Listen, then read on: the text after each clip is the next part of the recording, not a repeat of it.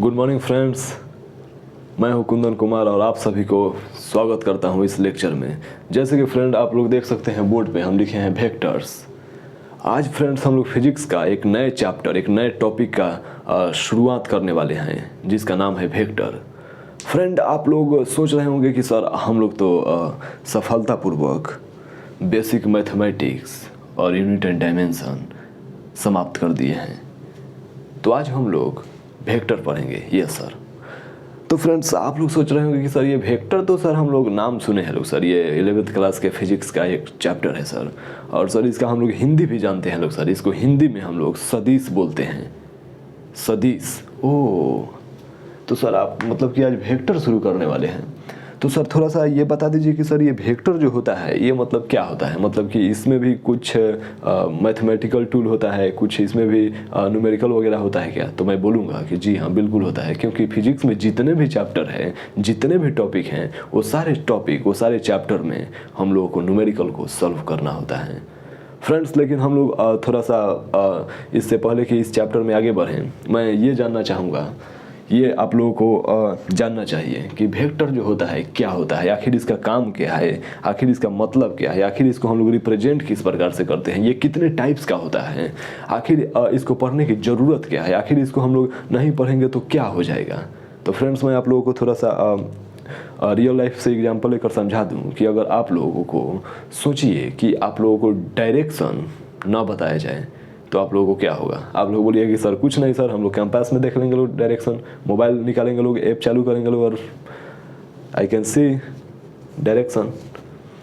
तो मैं बोलूँगा जी हाँ बिल्कुल, आप लोग इंस्ट्रूमेंट का यूज करके आप लोग डायरेक्शन फाइंड कर सकते हैं। लेकिन फिर भी मैं आप लोगों को बोलूँ कि सोचिए कि आप लोगों को किसी डेंजरस जगह पे, डेंजरस प्लेस पे, जैसे कि मैं बार बार एग्जांपल लेता हूँ सहारा डेजर्ट का, और मैं फिर एग्जांपल लूँगा सहारा डेजर्ट का और अमेज़न के जंगल में, ठीक है, आप लोगों को छोड़ दिया जाए, ठीक है, और आप लोगों के हाथ से मोबाइल ले लिया जाए, कंपास ले लिया जाए, ठीक है, और आप लोगों को बोला जाए कि आप लोग उस जंगल से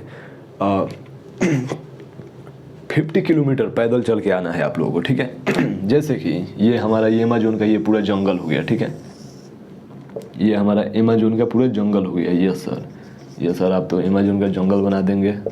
जी हाँ, मैं बोलूँगा कि जी हाँ मैं बिल्कुल बना दूँगा, ठीक है सर।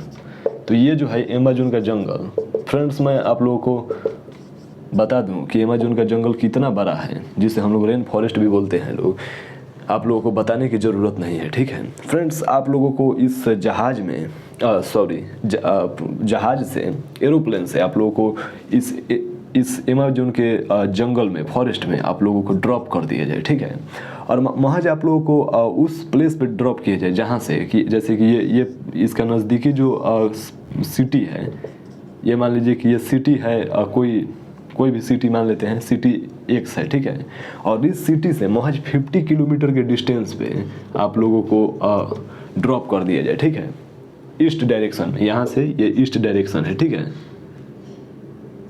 ईस्ट डायरेक्शन में ड्रॉप कर दिया जाए, ठीक है सर, और आप लोगों के हाथ से कंपास, मोबाइल और जितने भी डायरेक्शन मेजर करने वाला इंस्ट्रूमेंट है ले लिया जाए, ठीक है, और आप लोगों को सिर्फ इतना ही बताया जाए कि तुम तुम अमेज़न के जंगल में हो तो क्या, लेकिन तुम यदि 50 किलोमीटर पैदल चलोगे तो तुम अपने नज़दीकी शहर में पहुंच जाओगे, नज़दीकी सिटी में पहुंच जाओगे।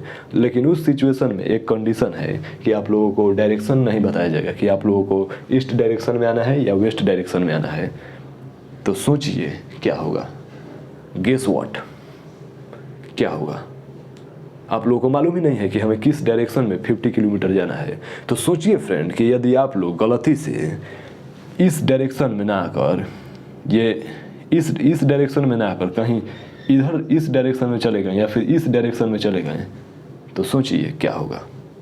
गेस व्हाट, आप लोग कभी अपने नज़दीकी शहर में पहुंच ही नहीं पाएंगे, और उसके बाद में आप लोगों के साथ क्या हश्र होगा, सोचिए फ्रेंड्स। मैं आप लोगों को ये एग्जांपल देने का सिर्फ मेरा ये इरादा है कि मैं आप लोगों को बता दूं कि डायरेक्शन का क्या महत्व है, ठीक है, डायरेक्शन का क्या इंपॉर्टेंस है, ठीक है फ्रेंड्स। सोचिए आप लोग शायद सोच रहे होंगे कि सर ये फिजिक्स के क्लास में सर ये रेन फॉरेस्ट कहाँ से लाती है सर, मतलब कि आप ज्योग्राफी भी इसमें लगा दे रहे हैं। तो मैं बता दूं कि आप लोगों को सिर्फ ये अंडरस्टैंडिंग कराने के लिए, समझाने के लिए ये मैं एग्जाम्पल लिया, ठीक है।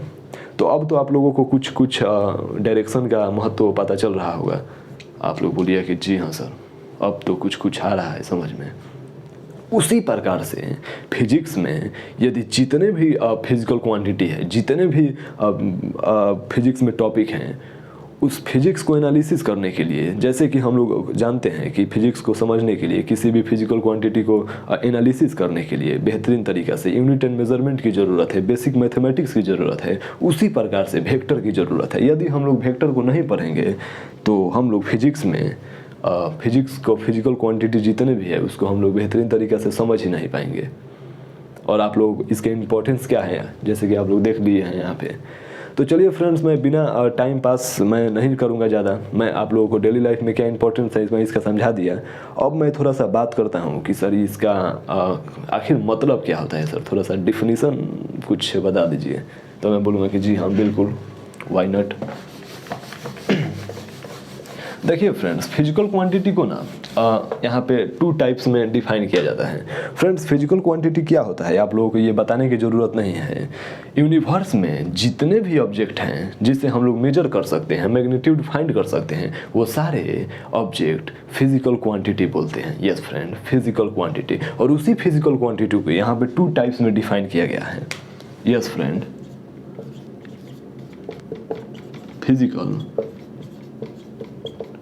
फिजिकल क्वांटिटीज़ को यहाँ पे 2 टाइप्स में डिफाइन किया गया है। वो कौन है सर? तो मैं बता दूं कि एक है वेक्टर फिजिकल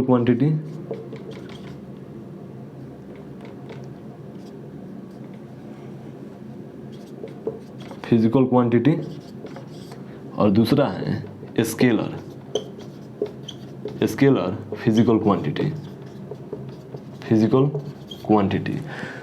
तो आप लोग सोचिए सर, ये वेक्टर तो समझ में आ रहा है सर, लेकिन सर ये स्केलर, आप ये नया वर्ड को सर यहाँ पे आप ला दिए हैं सर, ये मतलब क्या? फ्रेंड्स, मैं बता दूं कि फिजिकल क्वांटिटी को मेजरमेंट करने के लिए आप लोग एक वेक्टर फिजिकल क्वांटिटी में डिफाइन किया जाता है और एक स्केलर फिजिकल क्वांटिटी में। वेक्टर फिजिकल क्वांटिटी हम लोग उस फिजिकल क्वांटिटी को बोलते हैं जिसको मेजरमेंट करते वक्त हम लोगों को डायरेक्शन और मैग्नीट्यूड दोनों बताने की ज़रूरत है, ठीक है ना।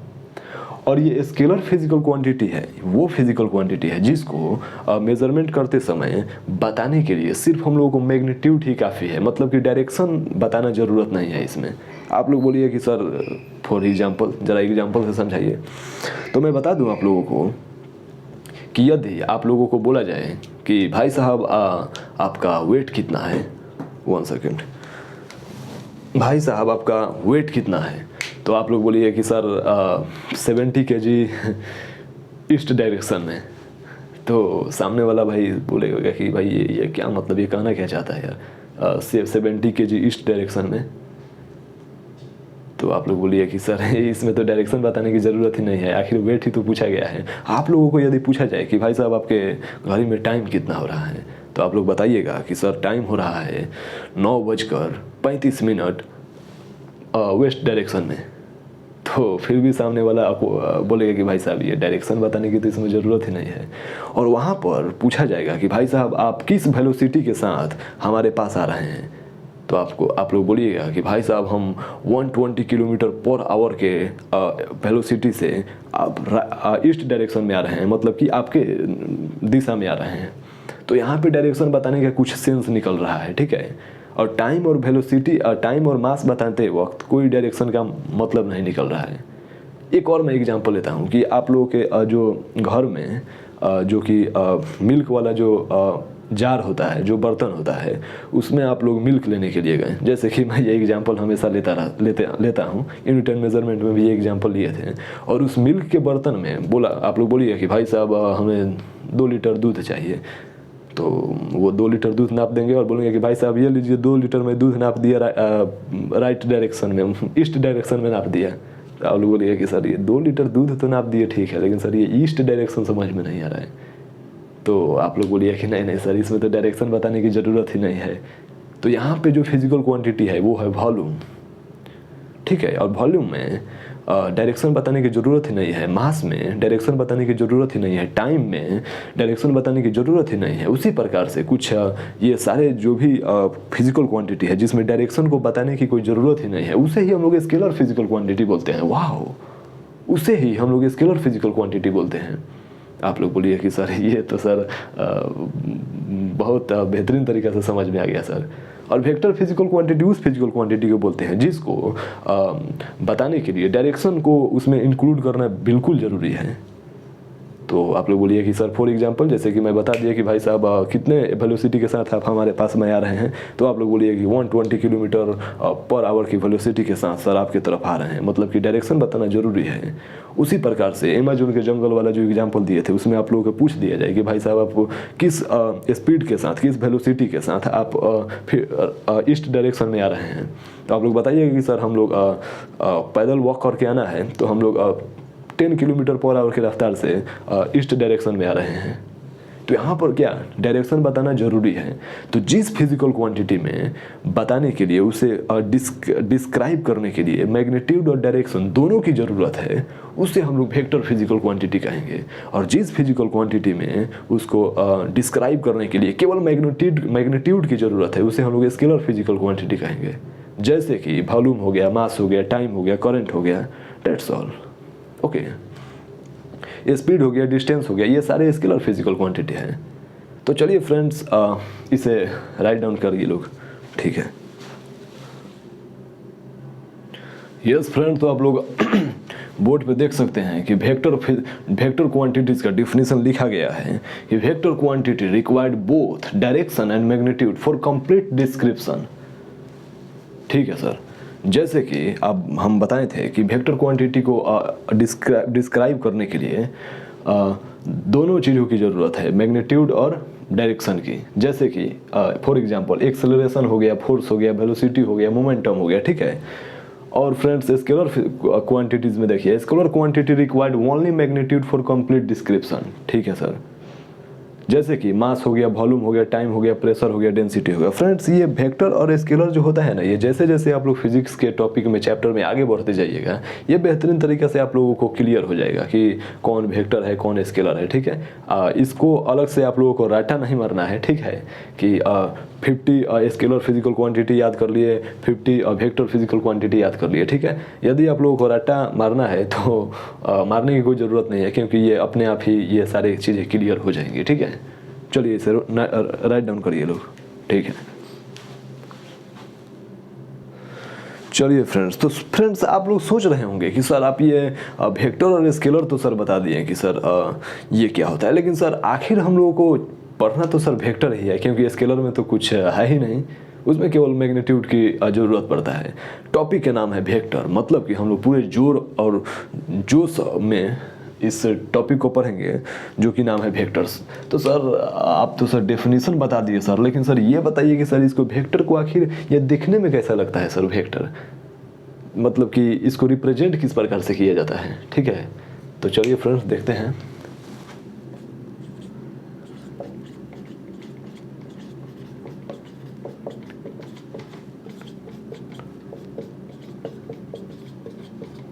Yes friend, representation of vector. Yes friend,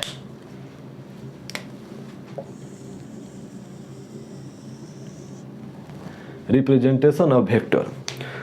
तो आप लोग सोचिएगा कि सर आखिर सर ये मतलब एक तो वेक्टर तो सर एक फिजिकल क्वांटिटी का सर, ये क्वांटिटी का सर एक प्रॉपर्टी ना है सर, गुण है सर, तो इसको क्या रिप्रेजेंट भी किया जा सकता है क्या? तो मैं बोलूँगा कि जी हाँ, ये मानता हूँ कि ये जो है इसका एक प्रॉपर्टी है किसी भी फिजिकल क्वांटिटी का, लेकिन इसको आखिर कॉपी पे तो हम लोग इसको रिप्रेजेंट ही करके इसको हम लोग डिस्क्राइब करेंगे। तो आप लोग बोलिए कि जी हाँ सर, ये तो आप सही बोल रहे हैं। तो देखिए फ्रेंड्स, वेक्टर को रिप्रेजेंट करने का ना एक मैं आप लोगों को थोड़ा सा एग्जांपल देता हूँ कि जैसे कि आप लोग बचपन में रामायण और महाभारत का एपिसोड जो है, सीरियल जो है, आप लोग ज़रूर देखे होंगे। बचपन में नहीं, हालांकि वो तो बहुत ही बेहतरीन चीज़ें हैं, तो वो आप लोग अभी भी देखते होंगे, ठीक है। तो आप लोग उसमें एक नोटिस किए होंगे कि राम जो हैं, लक्ष्मण जो हैं, या फिर जितने भी उसमें योद्धा हैं, वो लोग सारे धनुष और बाण से युद्ध करते हैं, ठीक है। तो आप लोग बोलिए कि जी सर। तो धनुष और बाण मतलब कि एरो, जिसे हम लोग तीर बोलते हैं लोग, ठीक है ना, कुछ इस प्रकार से दिखाई देता है, इस प्रकार से, ठीक है, ठीक है सर, ये है एरो, ठीक है। देखिए तो वेक्टर को भी ना कुछ कुछ ना इसी प्रकार से रिप्रेजेंट किया जाता है। ओ मतलब कि सर ये आप मतलब ये कहना चाहते हैं कि वेक्टर को सर हम लोग एरो से रिप्रेजेंट करते हैं, तीर से रिप्रेजेंट करते हैं? तो मैं बोल रहा हूँ कि जी हाँ बिल्कुल। ओ तो मतलब सर क्या मतलब कुछ, ये तो सर बहुत आसान है सर, बहुत अच्छी बातें हैं सर, ये तो सर हम लोग को ज़्यादा इस पर ज़रूरत ही नहीं है सर इसको, इसमें तो बहुत ही इंटरेस्टिंग हो गया सर ये, मैं बोलूँगा कि जी हाँ। तो देखिए फ्रेंड्स, जैसे कि ये हो गया बी और ये हो गया ए पॉइंट, ठीक है, ठीक है। और इस वेक्टर को हम लोग नाम दे देते हैं इस प्रकार से नाम दे देते हैं एफ वेक्टर, ठीक है, ठीक है सर। तो देखिए इसको हम लोग ना हेड बोलते हैं, ये जो सामने वाला जो पार्ट है इसको हम लोग हेड बोलते हैं, हेड, ठीक है। और ये जो पीछे वाला जो पार्ट है इसको हम लोग टेल बोलते हैं लोग। तो आप लोग बोलिए कि सर ये हेड टेल सर वो कहीं वो आप जो क्रिकेट में टॉस जो किया जाता है उसको तो नहीं बोल रहे हैं? तो मैं बता दूं कि नहीं, मैं उसको नहीं बोल रहा हूँ, लेकिन आप लोग याद रखने के लिए आप लोग उसको ट्रिक बना सकते हैं, ठीक है, कि हेड और टेल मतलब कि तीर में जो आगे का जो पार्ट है, जो कि सामने वाला जो पार्ट है उसको हेड बोलते हैं, और पीछे वाला जो पार्ट है उसे टेल बोलते हैं। क्लियर सी बात है? Okay sir. तो आप लोग बोलिए कि सर ये तो बहुत आसान हो गया सर। तो मैं बोलूँगा कि जी हाँ बिल्कुल आसान हो गया। अब देखिए, अब ना इसको किताब में, कई सारी किताब में ये एरो से ना डोनेट करके, जैसे कि इसको इस प्रकार से भी डोनेट करता है, ठीक है, जैसे कि ये हो गया बी ए, इस प्रकार से लिख देगा, इस प्रकार से लिख देगा, या फिर कहीं कहीं ना ये एरो ऊपर ना देकर ना इसे बोल्ड अक्षर में लिखता है, बोल्ड लेटर में लिखता है। बोल्ड लेटर बोले तो यहाँ पे मतलब कि ज़्यादा गाढ़ा रंग में, मतलब कि ज़्यादा डीप में लिखता है, जैसे कि इस प्रकार से, इस प्रकार से, इस प्रकार से लिखता है, इस प्रकार से लिखता है, या तो अगर ये लिख दिया और इस पे एरो नहीं भी दिया तो इस प्रकार से अगर लिख दिया तो मानिए कि यह भी एक रिप्रेजेंट है, यह भी वेक्टर का ये रिप्रेजेंटेशन है। Okay sir. तो मतलब सर ये जो तीर जो है सर, मतलब ये अभी भी सर कुछ हम लोगों को बेहतरीन तरीके से सर क्लियर नहीं हो पाया। जैसे कि सर आप एग्जांपल दिए कि वेलोसिटी हो गया, फोर्स हो गया, मोमेंटम हो गया, एक्सेलरेशन हो गया, डिस्प्लेसमेंट हो गया, सर ये सारी चीज़ें अब वेक्टर क्वांटिटी है। लेकिन सर इसको क्या मतलब कैसे पता चलेगा कि सर ये क्वांटिटी जो है ये वेक्टर है तो क्या है? तो मैं आप लोगों को बता दूं कि ये जो तीर जो है, ये जो एरो जो है, इसी को ना इसी को आप लोग कुछ भी नहीं बोल सकते हैं, मतलब कुछ भी नहीं, वेक्टर फिजिकल क्वांटिटी बोल सकते हैं, इसको फोर्स बोल सकते हैं, वेलोसिटी बोल सकते हैं, एक्सेलरेशन बोल सकते हैं, मोमेंटम बोल सकते हैं। इसी को आप लोग क्या बोल सकते हैं, और सो मेनी थिंग्स बोल सकते हैं, ठीक है, जितने भी वेक्टर क्वांटिटी है। तो आप लोग बोलिए कि ओ सर मतलब अब समझ में आ रहा है, मतलब कि सर इसी को एक तीर बनाएंगे सर और इसी से हम लोग डोनेट कर देंगे। तो मैं बोलूँगा कि जी हाँ बिल्कुल। तो सर कुछ एग्जांपल और देकर समझाइए ना। तो मैं बता दूं कि जैसे कि एक यहाँ पे एरो बना दिया, ठीक है, यहाँ पे समझिए लोग, एक यहाँ पे एरो बना दिया, ठीक है, और ये एरो बनाकर यहाँ पे इसको इसका नाम दे दिया वेलोसिटी, वेलोसिटी, ठीक है, और इसको रिप्रेजेंट करने के लिए कुछ यहाँ पर अब पी क्यू दे दिया। तो इस प्रकार से रिप्रेजेंट इसको किया जा सकता है, पी क्यू वेलोसिटी, ठीक है, या फिर सिंपली इसे भी से भी रिप्रेजेंट किया जा सकता है, या फिर सिंपली इसे बोल्ड लेटर में पी क्यू लिख दिया जा सकता है, या फिर बोल्ड लेटर में भी लिख दिया जा सकता है। तो ये जो हो गया ये वेलोसिटी हो गया। मतलब कि ये सिंपली बात है कि मतलब कि आप लोगों को ये इस प्रकार से एरो बना दिया, ठीक है, और ये मान लीजिए कि इसको फोर्स वेक्टर बोल दिए, फोर्स, और ये हो गया पी क्यू, तो इसे आप लोग बोलिएगा पी क्यू फोर्स, ठीक है, इस प्रकार से। मतलब कि कुछ नहीं है, ये सिंपली है, रिप्रेजेंटेशन इसी प्रकार से किया जाता है। चलिए इसे राइट डाउन करिए लोग। Okay sir. चलिए फ्रेंड्स, तो आप लोग रिप्रेजेंटेशन जान लिए लोग कि रिप्रेजेंटेशन किस प्रकार से किया जाता है वेक्टर का। तो आप लोग बोलिए कि जी हाँ सर, बिल्कुल हम लोग जान गए लोग, एरो से किया जाता है और उसे 2 लेटर जो होता है उसको लिखकर उसके ऊपर एरो देते हैं और एक बोल्ड लेटर में लिखकर उसे सिंबलाइज करते हैं, रिप्रेजेंट करते हैं। ओके, तो आप लोग बोलिए कि सर ये मतलब वेक्टर सर क्या होता है? ये सर हम लोग जान गए लोग, डिफिनीशन जान गए लोग सर, इसको रिप्रेजेंट किस प्रकार से किया जाता है ये जान गए लोग सर। अब इसमें क्या मतलब इसको अब इसमें बाकी ही क्या रहा? बस चैप्टर फिनिश? तो मैं बता दूं कि चैप्टर तो अब शुरू होने वाला है मेरे भाई। जैसे कि फ्रेंड्स, वेक्टर कितने टाइप्स का होता है? यस, तो चलिए फ्रेंड्स, टाइप ऑफ वेक्टर देखते हैं हम लोग। Types of vector. Oh I C.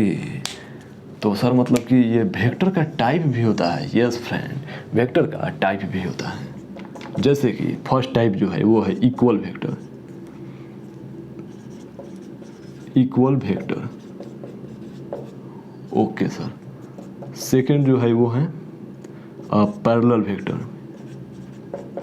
Parallel vector. Third जो है वो है anti parallel vector. Anti parallel vector, okay sir. Four जो है वो है यूनिट वेक्टर। यूनिट वेक्टर, ठीक है। 5 जो है वो है जीरो वेक्टर। वाह क्या बात है सर, ये सारे वेक्टर का तो नाम सर ये बहुत ही फनी दिखाई दे रहा है।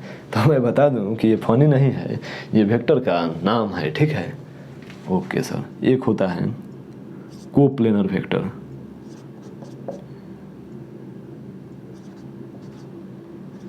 कोप्लेनर वेक्टर, और एक है कोलिनियर वेक्टर। कोलिनियर वेक्टर, और 8 जो है वो है ऑर्थोगोनल वेक्टर। ऑर्थोगोनल वेक्टर, ओ आई सी।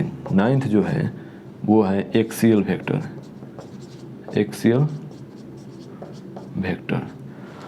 तो फ्रेंड्स, ये वेक्टर का बहुत सारे बुक्स में और भी टाइप वेक्टर का दिया होता है, जैसे कि कुछ समथिंग, लेकिन हम लोगों का जो जितना जानना है, जो कि हम लोगों का चैप्टर में मतलब कि बेसिक से लेकर JEE mains, advance, board, NEET, जितने भी एग्जाम होते हैं, ये सारे एग्जाम में हम लोग का इतना ही वेक्टर का जिक्र किया गया है, ठीक है। तो फ्रेंड्स, हम लोग इतना ही वेक्टर को जानेंगे, ठीक है। तो आप लोग देखिए वेक्टर का टाइप क्या है।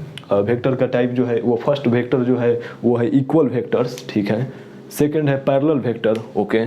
थर्ड है एंटी पैरेलल वेक्टर। फोर्थ है unit vector. 5 zero vector. 6 number coplanar vector. 7 number collinear vector and 8 number orthogonal vector and 9 axial vector. तो चलिए फ्रेंड्स, इसे राइट डाउन करिए लोग। ओके, चलिए फ्रेंड्स, तो आप लोग राइट डाउन कर लिए लोग? जी हाँ सर, हम लोग इसे राइट डाउन कर लिए लोग। तो सर मतलब ये सर थोड़ा सा इसको बेहतरीन तरीका से सर एक्सप्लेन करिए सर। ये तो सर केवल आप इसे राइट डाउन कर दिए हैं सर। तो मैं बता दूं कि जी हाँ, मैं बिल्कुल बेहतरीन तरीका से एक्सप्लेन करूँगा। तो आइए मैं शुरू करता हूँ। एक नंबर जो है equal vector. Equal vector, oh I सी। देखिए फ्रेंड्स, वेक्टर का मतलब क्या होता है? वेक्टर का मतलब सिंपली होता है कि ऐसा फिजिकल क्वांटिटी, ऐसा क्वांटिटी जिसमें डायरेक्शन और मैग्नीट्यूड दोनों है, ठीक है। और मैं रिप्रेजेंटेशन तो आप लोगों को पहले ही बताया था।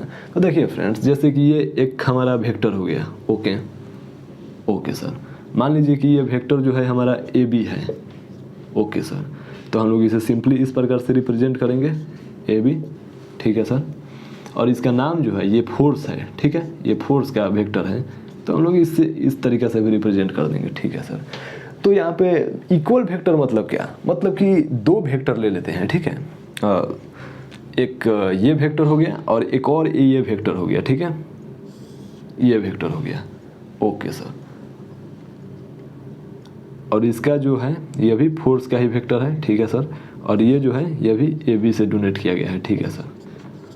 मतलब कि सेम फिजिकल क्वांटिटी का दो वेक्टर सेम मैग्नीट्यूड का, मतलब कि डायरेक्शन भी सेम हो, मतलब कि डायरेक्शन भी सेम डायरेक्शन भी हो और मैग्नीट्यूड भी सेम हो, ठीक है, तो उसे हम लोग इक्वल वेक्टर बोलेंगे।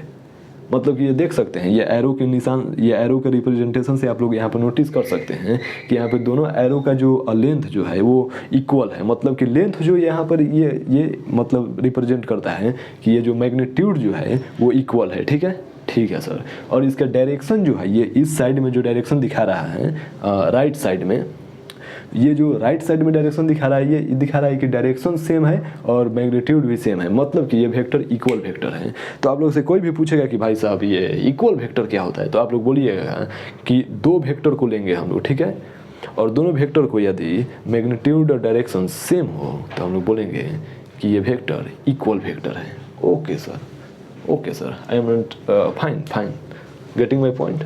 ओके सर, चलिए फ्रेंड्स, अब हम लोग देखते हैं पैरेलल वेक्टर को। ठीक है सर, ठीक है सर, अब हम लोग पैरेलल वेक्टर को देखते हैं, ठीक है, ठीक है सर, ये हो गया क्लियर। अब पैरेलल वेक्टर को देखते हैं, पैरेलल वेक्टर। ओके सर, देखिए फ्रेंड्स, पैरेलल वेक्टर क्या होता है? पैरेलल वेक्टर मतलब कि पैरेलल जो वर्ड है इससे आप लोग परिचित हैं, आप लोग इसको आप लोग जरूर जानते होंगे लोग। जैसे कि सबसे एक फेमस एग्जांपल होता है रेलवे का जो ट्रैक जो होता है वो पैरेलल होता है, ठीक है। मतलब कि पैरेलल के बारे में आप लोग जानते होंगे कि दो ऐसा लाइन जो कि सेम डिस्टेंस फॉलो करते हुए लंबी दूरी तय करे लेकिन कहीं पर मीट ना करे, ठीक है। जैसे कि ये हो गया, ओके ओके। तो देखिए फ्रेंड्स, ये पैरेलल वेक्टर जो है, जैसे कि यहाँ पे वेक्टर ये एफ हो गया और ये वेक्टर यहाँ पे वेक्टर इसको ए नाम दे देते हैं, ठीक है, ठीक है सर। तो देखिए पैरेलल वेक्टर में ये ध्यान देने की बात है कि ये जो लाइन जो है, ये जो एरो जो है ये पैरेलल है, ठीक है, मतलब कि ये पैरेलल है, ठीक है। और ये पैरेलल होने का मतलब ये है कि ये डायरेक्शन जो है ये सेम भी हो सकता है और ये डायरेक्शन अपोजिट भी हो सकता है, लाइक समथिंग लाइक दिस। ये डायरेक्शन सेम भी हो सकता है, डायरेक्शन अपोजिट भी हो सकता है। तो आप लोग बोलिए कि सर ये मतलब सेम भी हो सकता है, अपोजिट भी हो सकता है सर, तो ये तो सर मतलब पैरेलल, मतलब सर ये एंटी पैरेलल ना हो गया सर, डायरेक्शन सेम हो गया तो। जी हाँ, जैसे कि यहाँ पे देख सकते हैं आप लोग एंटी पैरेलल वेक्टर। तो देखिए फ्रेंड्स, नॉर्मली सी बात है, यहाँ पे ये एफ यहाँ से डोनेट करते हैं, यहाँ ए से हम लोग डोनेट करते हैं, ठीक है, ठीक है सर। तो देखिए फ्रेंड्स, यदि मैग्नीट्यूड डिफरेंट हो, जैसे कि एक वेक्टर बड़ा भी हो जाए, एक वेक्टर छोटा भी हो जाए, ठीक है, ये जो है ये छोटा लेंथ जो है मैग्नीट्यूड, छोटा मैग्नीट्यूड को यहाँ पर रिप्रेजेंट करता है और बड़ा जो यहाँ पर एरो है वो बड़ा मैग्नीट्यूड को रिप्रेजेंट करता है। मतलब कि आप लोगों से कोई सीधी बात में पूछेगा कि पैरेलल वेक्टर क्या है, तो आप लोग बोलिएगा कि पैरेलल वेक्टर एक दो ऐसे वेक्टर हैं जो कि पैरेलल एक दूसरे के पैरेलल होते हैं और वो मतलब कि मैग्नीट्यूड उनका डिफरेंट हो सकता है, ठीक है, लेकिन उनका जो डायरेक्शन जो है वो पैरेलल होना चाहिए और सेम डायरेक्शन में होना चाहिए। और वही डायरेक्शन यदि उल्टा डायरेक्शन में हो जाए, एक दूसरे के अपोजिट हो जाए, तो उसे हम लोग एंटी पैरेलल बोलते हैं, ठीक है, यस, एंटी पैरेलल। और एंटी पैरेलल में भी मतलब मैग्नीट्यूड डिफरेंट हो सकता है, जैसे कि यहाँ पे ए का मैग्नीट्यूड 12 हम लोग यहाँ पे दिखा सकते हैं। ओके सर, ये तो सर समझ में आ गया, ठीक है सर। तो सर आप हम लोगों को इक्वल वेक्टर, पैरेलल वेक्टर और एंटी पैरेलल वेक्टर सफलतापूर्वक से एक्सप्लेन कर दिया। अब थोड़ा सा सर ये यूनिट वेक्टर क्या है ये थोड़ा बता दीजिए। ठीक है सर, तो देखिए हम आप लोगों को यूनिट वेक्टर बताते हैं।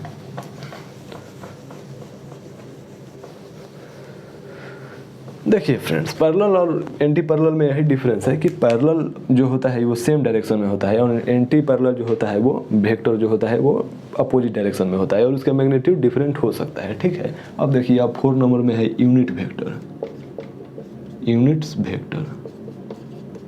Okay sir, unit vector sir मतलब कि सर ये यूनिट सर मतलब कि यूनिट मेजरमेंट वाला सर ये टॉपिक याद आ गया, तो मैं बोलूँगा कि जी हाँ, यदि याद आ गया तो आप लोग सही ट्रैक पे हैं, ठीक है, आप लोग सही रास्ते पे हैं, ठीक है। तो देखिए फ्रेंड, जैसे कि मान लीजिए कि एक हमारा ये वेक्टर हो गया, यस, ये वेक्टर हमारा हो गया वेलोसिटी वेक्टर हो गया, जिसे हम लोग पी क्यू से रिप्रेजेंट किए लोग। ओके सर, ओके, और इसे हम लोग भी से भी रिप्रेजेंट कर दिए लोग। Okay sir, no problem sir, no problem sir. तो देखिए फ्रेंड्स, आप लोग ये तो जानते हैं कि इसका जो वेक्टर को, इस जो वेलोसिटी का जो ये वेक्टर है, ये वेक्टर रिप्रेजेंट किया जाता है, और इसका मैग्नीट्यूड रिप्रेजेंट करने का ना एक तरीका है। यहाँ पे थोड़ा सा नोट डाउन करिएगा लोग, नोट करने की बात है कि देखिए ये जो वेलोसिटी हो गया, मान लीजिए कि ये पी क्यू ये वेलोसिटी हो गया, ठीक है, ठीक है सर, और इसको वेक्टर से, ये तो वेक्टर रिप्रेजेंटेशन हो गया, ओके सर, ठीक है, लेकिन इसका मैग्नीट्यूड को रिप्रेजेंट करने के लिए क्या करना पड़ेगा? तो आप लोग बोलिए कि सर उसके लिए कुछ नया सर कोई रूल बनाया गया है क्या? तो मैं बता दूं कि नहीं, बिल्कुल नहीं, उसके लिए कोई नया रूल नहीं बनाया गया है। उसको मैग्नीट्यूड को रिप्रेजेंट करने के लिए ये वेक्टर लिख देंगे और उसके हम लोग मॉड में डाल देंगे। यस फ्रेंड, मॉड में डाल देंगे लोग। ये हो गया magnitude, magnitude of vector. Okay sir, okay sir, ये तो बहुत आसान है सर, ठीक है सर। तो देखिए फ्रेंड्स, सिंपल सी बात है कि यूनिट वेक्टर को फाइंड करने के लिए वेक्टर का वेक्टर, ठीक है, वेक्टर, ठीक है, वेक्टर जैसे कि यहाँ पे पी क्यू वेक्टर हो गया, ठीक है सर, और इसका मैग्नीट्यूड, मतलब कि पी क्यू वेक्टर का मैग्नीट्यूड, जिसे कि हम लोग अमाउंट में रिप्रेजेंट करते हैं लोग। तो ये यदि आप लोग इस प्रकार से डिवाइड कर देते हैं कि वेक्टर में उसी वेक्टर के मैग्नीट्यूड से डिफाइन कर देते हैं, तो उसका जो आएगा वो यूनिट वेक्टर आएगा। यूनिट वेक्टर को ना खासकर से आप लोग इस तरीके से रिप्रेजेंट कर सकते हैं, पी क्यू डॉट और ये वेलोसिटी डॉट्स, इस प्रकार से, ठीक है sir.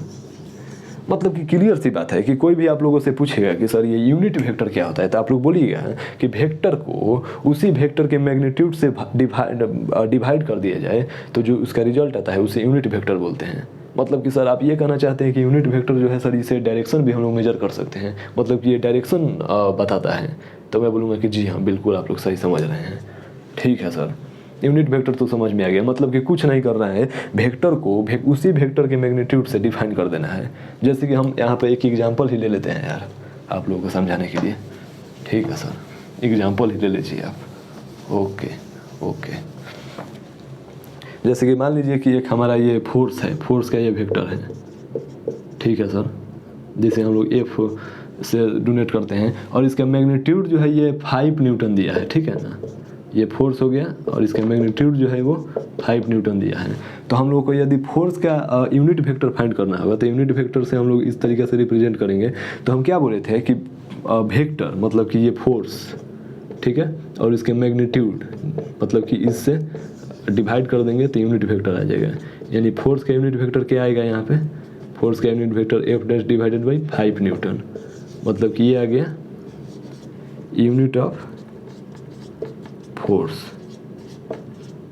Force vector. Unit of force नहीं, यूनिट ऑफ फोर्स तो न्यूटन मीटर स्क्वायर होता है, न्यूटन पर मीटर स्क्वायर होता है, लेकिन ये जो है ये फोर्स वेक्टर है, ठीक है।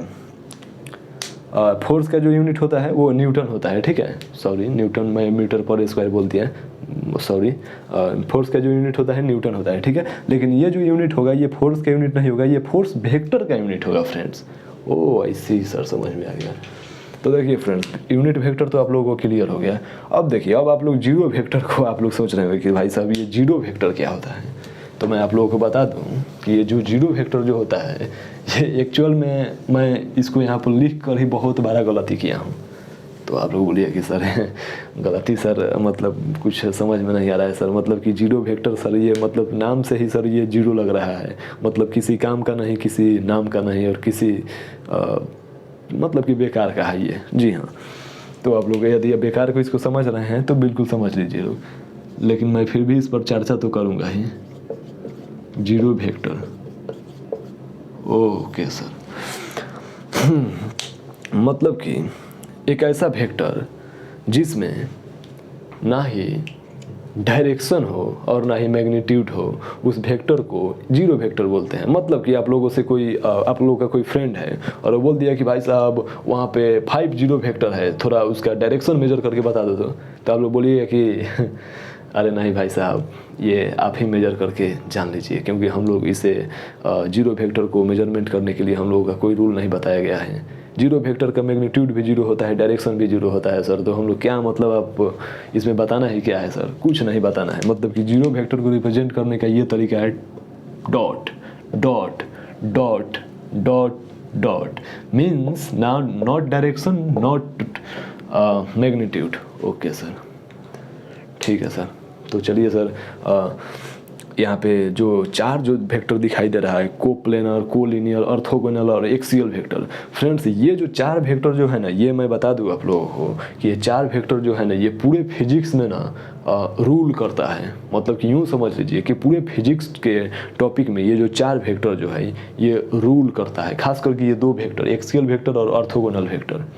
Okay sir, okay sir. Sir लेकिन हम लोगों को चिंता लेने की कोई बात नहीं, क्योंकि आप तो एक्सप्लेन कर ही रहे हैं।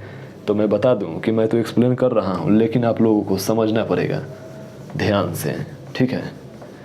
Getting my point? ओके, ठीक है। देखिए फ्रेंड्स, ये कोप्लेनर वेक्टर जो है, इसके नाम में ही कुछ कोप्लेनर वेक्टर, इसके नाम में ही सर कुछ प्लेन जैसा आ रहा है। मतलब कि कुछ प्लेन, जैसे कि ये बोर्ड जो है ये प्लेन हो गया। ओके फ्रेंड्स, तो फ्रेंड्स इसका जो ये नियम है, जो इसके बारे में कहा जाता है कि कोई भी डिफरेंट वेक्टर ले लीजिए लोग, कोई भी डिफरेंट फिजिकल क्वांटिटी के डिफरेंट वेक्टर ले लीजिए लोग, ठीक है? और उस वेक्टर का डायरेक्शन किसी भी दिशा में हो, उसका मैग्नीट्यूड कुछ भी हो, लेकिन उसका प्लेन जो होगा यदि सेम होगा तो उसे हम लोग बोलेंगे कि ये प्लेन, ये जो वेक्टर है वो कोप्लेनर वेक्टर है। मतलब कि मैं एक यहाँ पे एग्जाम्पल ले लेता हूँ, जैसे कि ये एक्स वाई प्लेन हो गया। Okay sir, X Y plane हो गया। एक्स वाई प्लेन मतलब इसको 2D प्लेन बोलते हैं फ्रेंड्स, जैसे कि ये बोर्ड हो गया, ठीक है? हाँ सर, ठीक है। तो ये एक्स वाई प्लेन हो गया। यहाँ पर कोई भी वेक्टर ले लीजिए लोग, यहाँ पे वेक्टर पी क्यू ले लीजिए लोग, वेक्टर किसी भी डायरेक्शन में ले लीजिए लोग, वेक्टर ए बी ले लीजिए लोग, ठीक है सर?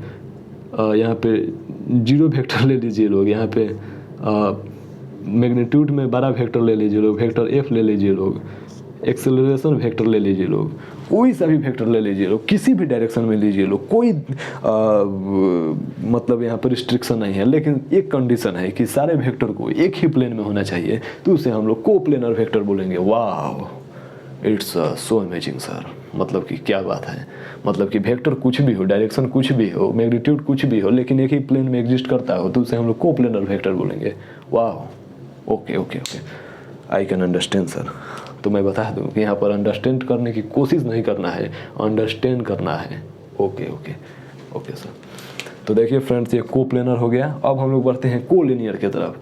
सर ये कोलिनियर भी सर हम लोगों को कुछ जाना पहचाना सा लग रहा है सर, इसको भी सर थोड़ा सा एक्सप्लेन कर दीजिए, कोलिनियर वेक्टर क्या होता है? तो बता दूं, ये कोलिनियर जो वेक्टर है, कोलिनियर वेक्टर फ्रेंड्स, देखिए वेक्टर मतलब मैग्नीट्यूड इसका कुछ भी हो। मतलब कि ये वेक्टर एफ हो गया, ये वेक्टर एक वेक्टर हम लोग पी क्यू ले लिए, ठीक है? मान लीजिए कि ये वेक्टर हम लोग ये वेक्टर एफ हो गया, ठीक है? और इसी पर हम लोग एक वेक्टर पी क्यू ले लिए लोग। ओके सर, ये पी क्यू वेक्टर हो गया, पी और क्यू, और ये एफ जो वेक्टर है ये हो गया ए और बी। मतलब कि एक वेक्टर हो गया A B, okay sir, and एक वेक्टर हो गया पी क्यू, ठीक है? ठीक है सर, ठीक है सर, ओके ओके ओके।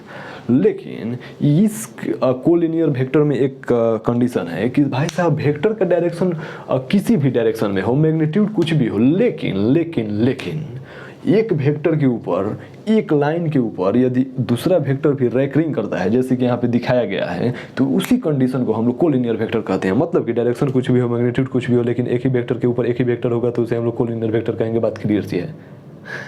क्या बात है सर, ये तो मजाक जैसा हो गया। तो मैं बता दूं कि मजाक जैसा नहीं हुआ, कंडीशन यही है, this is condition. Okay sir, ठीक है सर। अब सर ऑर्थोगोनल वेक्टर सर और ये एक्सियल वेक्टर सर, ये सर थोड़ा सा, ये सर आप बोल रहे थे कि इम्पोर्टेंट है, तो मैं बता दूं कि इम्पोर्टेंट तो सारे के सारे हैं, लेकिन इसको, ये जो है ये बादशाह है, ये सारे वेक्टर्स का बादशाह है। मतलब कि सारे फिजिक्स में ये वेक्टर जो होगा, ये दो वेक्टर जो होगा, इसका इम्पोर्टेंस बहुत ज़्यादा है। और हालांकि आप लोग नेक्स्ट क्लास में इसका इम्पोर्टेंस क्या है आप लोगों को समझ में तो आ ही जाएगा। Okay sir, okay okay.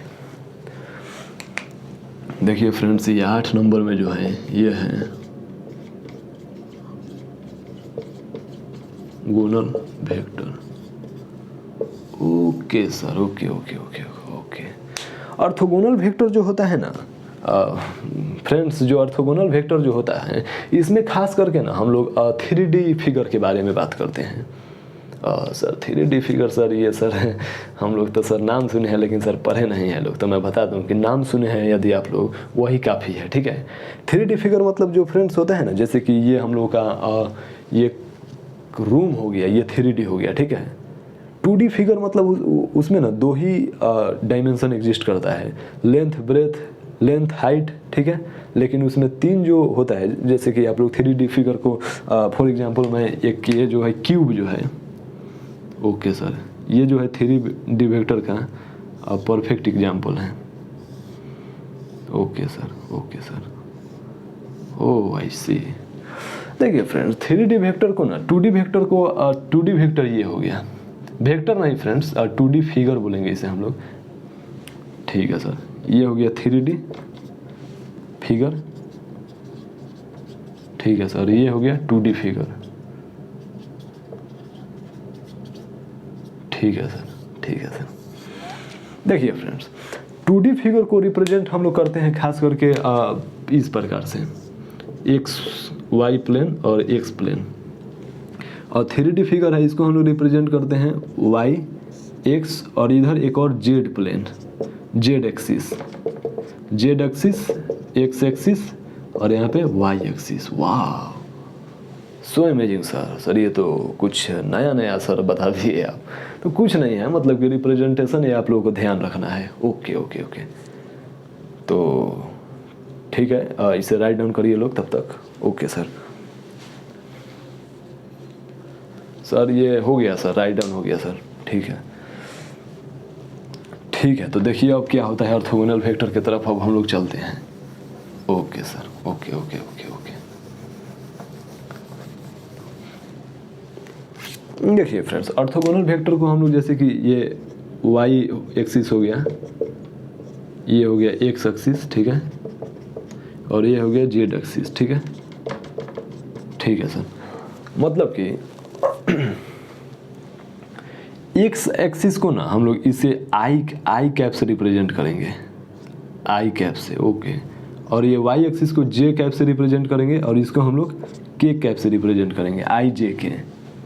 मतलब कि हम लोग कुछ इस प्रकार से ऑर्थोगोनल वेक्टर में लिखेंगे, एक्स आई प्लस वाई जे प्लस जेड के कैप, जेड के कैप, बस यही सर। मतलब इसमें कोई क्राइटेरिया वगैरह नहीं है क्या? मैं बता दूं कि इसमें कोई भी वेक्टर होगा वो सेम ही फिजिकल क्वांटिटी का वेक्टर होना चाहिए, लेकिन उसको 3D फिगर में एग्जिस्ट करना चाहिए इस प्रकार से कुछ। जैसे कि मैं एक क्यूब का एग्जांपल दिया था, और इसको रिप्रेजेंटेशन करने का ना यही तरीका होता है, एक्स कैप, एक्स आई कैप प्लस वाई जे कैप प्लस जेड के कैप। ओके सर, मतलब कि एक्स को हम लोग आई कैप से डोनेट करेंगे, वाई को जे कैप से एंड जेड को के कैप से, ठीक है सर। तो चलिए फ्रेंड्स, ये हो गया आप लोगों का orthogonal vector. Okay sir, okay sir, okay. अब सर एक जो आप बता रहे थे एक्सियल वेक्टर, सर इसको थोड़ा सा आप रिप्रेजेंट कराइए सर, इसको थोड़ा सा बताइए sir. Okay okay okay, why not, why not, why not. Okay friend, axial vector, okay. देखिए फ्रेंड्स, एक्सियल वेक्टर जो है ना, ये खास करके आप लोगों को ज़्यादा रोटेशनल मोशन में आप लोगों को जानने को मिलेगा, जिसमें रोटेशन होता है ना, रोलिंग मोशन हो गया, रोटेशनल मोशन हो गया, वो जो हम लोग मैग्नेटिज्म में आप लोग क्लास 10th में आप लोग पढ़े होंगे कुछ इस प्रकार से, hand, right hand curve rule, left hand curve rule, ठीक है, उसमें आप लोग जानते हैं। तो फ्रेंड्स मैं आप लोगों को बता दूं कि जैसे कि ये एक प्लेन हो गया, ठीक है, ये एक प्लेन हो गया, ठीक है, ठीक है सर। और कोई एक मान लीजिए कि ये एक ऑब्जेक्ट है, ठीक है, और ये रोटेट कर रहा है इस डायरेक्शन में, ओमेगा से रोटेट कर रहा है, ठीक है, इस डायरेक्शन में। तो फ्रेंड्स इसमें ना राइट हैंड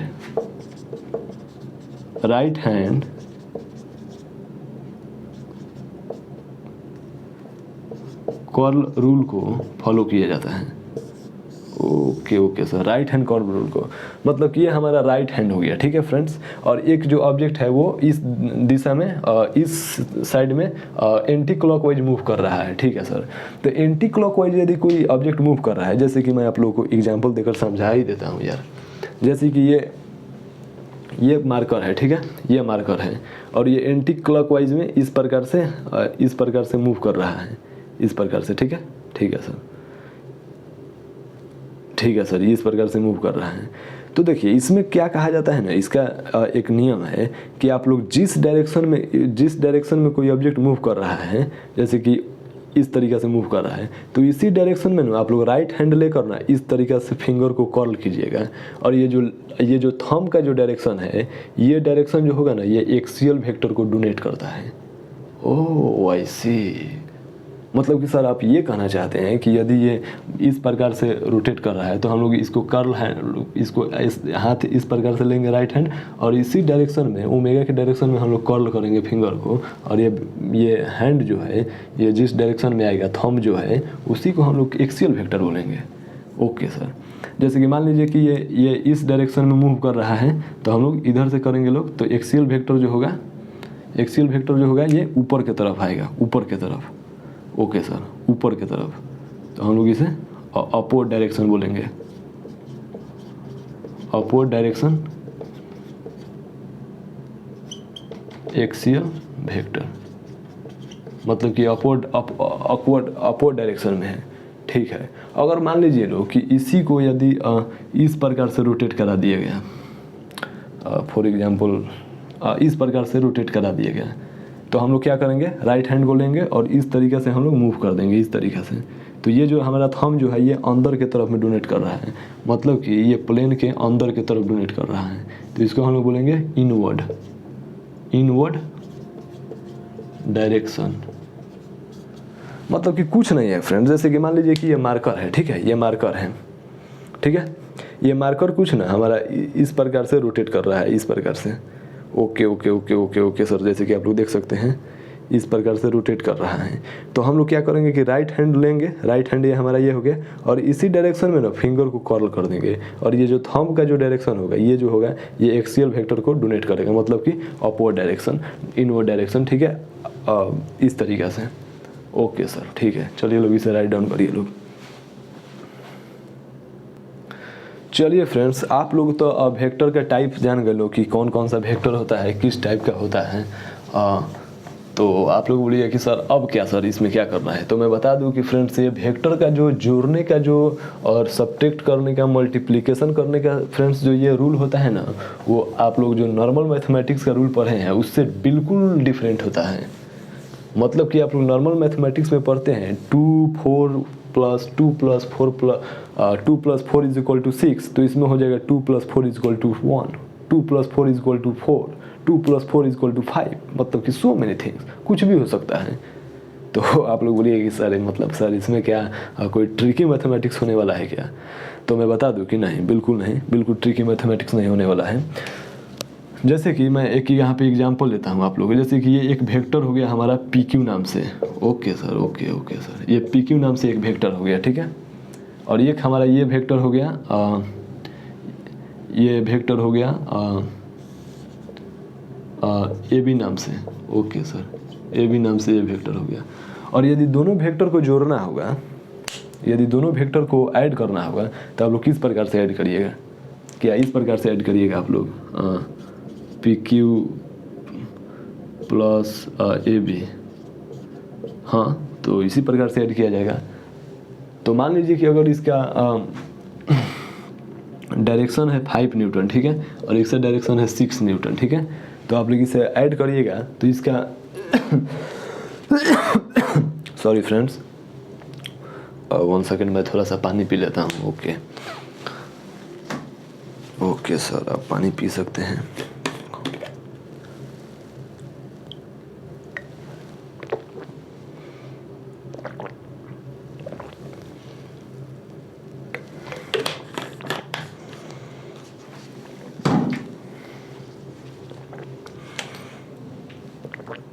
तो इस प्रकार से वेक्टर दे दिया, ठीक है सर, ठीक है। तो आप लोग इसे 5 newton plus 6 newton is equal to कितना लिख दीजिएगा, 11 न्यूटन। ठीक है फ्रेंड्स, 11 न्यूटन, मतलब कि ये मान लीजिए कि फोर्स का वैल्यू है तो फोर्स का इस प्रकार से। तो आप लोग बोलिए कि सर ये तो आप बिल्कुल इसी प्रकार से जोड़े हैं सर, क्या क्या दिक्कत है? तो मैं बता दूं कि ठीक है फ्रेंड्स, आप लोग तो इसे जोड़ दिए लोग। अगर इसी वेक्टर को यहाँ पर एग्जाम्पल नंबर ये 1 है, और इसी को एग्जाम्पल नंबर 2 में देखिए लोग कि यदि इसी वेक्टर को PQ वेक्टर को ही यदि ये ए बी वेक्टर जो है, ये ए बी वेक्टर इस प्रकार से हो गया, ए एंड बी वेक्टर, तो फ्रेंड्स अब बताइए लोग कि अब इसको किस प्रकार से आप लोग जोड़िएगा लोग। ये हो गया 5 न्यूटन का और ये हो गया 6 न्यूटन का। ओके सर, तो इसे किस प्रकार से आप लोग जोड़िएगा लोग? फ्रेंड्स आप लोग तो इसे जोड़ दिए लोग यार, ये इसे तो आप लोग जोड़ दिए लोग, 5 newton plus 6 newton equal to 11 newton. ये तो बहुत आसान है सर, इस प्रकार से तो हम लोग जोड़ देंगे। लेकिन यदि इसी वेक्टर को इस प्रकार से आ गया तो आप लोग क्या आंसर लिखिएगा लोग, टेल मी। तो आप लोग बोलिए कि सर इस तो हम लोग सर हम लोग नहीं जानते हैं सर, क्या करें हम लोग? तो मैं बता दूं कि इसी चीज़ को, इसी कॉन्सेप्ट को हम लोग नेक्स्ट क्लास में पढ़ेंगे, ठीक है, जिसे हम लोग एडिशन वेक्टर बोलते हैं, ठीक है, सब्ट्रैक्शन वेक्टर बोलते हैं। फ्रेंड्स एडिशन वेक्टर को ऐड करने के लिए इसमें 3 रूल होता है। एक होता है ट्रायंगल लॉ ऑफ एडिशन, एक होता है parallelogram of law of addition, और थर्ड जो होता है polygon law of addition. Oh I see sir, इतना सारा मतलब लॉ है। मतलब कि आप ये कहना चाहते हैं कि सर ये वेक्टर को जोड़ने का, घटाने का, मल्टीप्लिकेशन करने का नॉर्मल मैथमेटिक्स से कोई लेना देना नहीं है, ये एक अलग ही वर्ल्ड है। तो मैं बता दूं कि जी हाँ, बिल्कुल आप लोग सही समझ रहे हैं। तो फ्रेंड्स आज के लिए इतना ही। फिर से हम लोग नेक्स्ट क्लास में एडिशन वेक्टर के बारे में पढ़ेंगे लोग कि वेक्टर को, 2 वेक्टर को, 3 वेक्टर को, 4 वेक्टर को, 5 वेक्टर को, 20 वेक्टर को किस प्रकार से ऐड किया जाता है, और उसका सारा रूल और कॉन्सेप्ट जानेंगे लोग। और आज के लिए इतना ही। Thank you very much.